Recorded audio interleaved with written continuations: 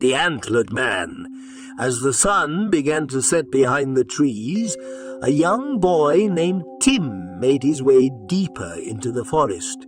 He had heard rumors of a hidden clearing deep within the woods, where strange and wonderful things could be found. Tim was an adventurous soul, and he was determined to discover the secrets of the forest for himself. As he walked, the light began to fade, and the forest grew dark and quiet.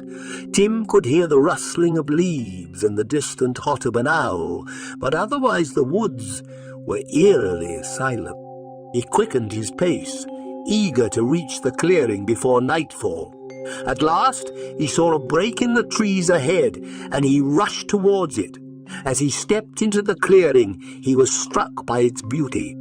The moon was full and bright, casting a silvery glow over the clearing.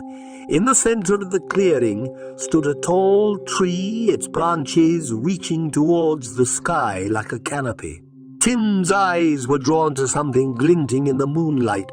He walked over to the base of the tree and saw a pair of antlers lying on the ground. They were large and beautifully crafted, with intricate carvings on the surface. Tim reached out to touch them, but as soon as his fingers made contact with the antlers, he heard a voice in his head. "Leave them be," the voice whispered. "They do not belong to you." Tim pulled his hand back, startled. He looked around the clearing, but there was no sign of anyone else. He tried to shake off the feeling of unease that had come over him and picked up the antlers once more. But as soon as he touched them again, the voice returned, louder and more urgent this time. "I said, leave them be. You have no right to take what does not belong to you." Tim dropped the antlers, his heart pounding in his chest. He had never heard a voice like this before, and he didn't know what to make of it. He looked around the clearing again, but still saw no one. He began to feel uneasy, and he decided it was time to leave. As he turned to go, he heard a rustling behind him. He spun around, but there was still no one there.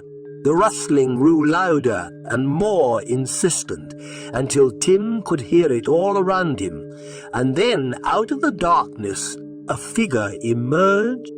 It was a man, tall and thin, with a pair of antlers rising from his head. His eyes glowed with a sinister light, and his mouth was twisted into a snarl.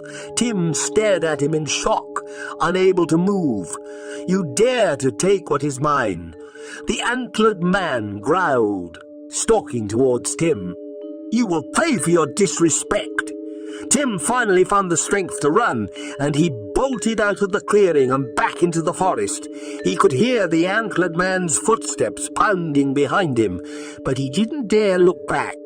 He ran until he reached the edge of the woods, and then he didn't stop until he was safely back at home.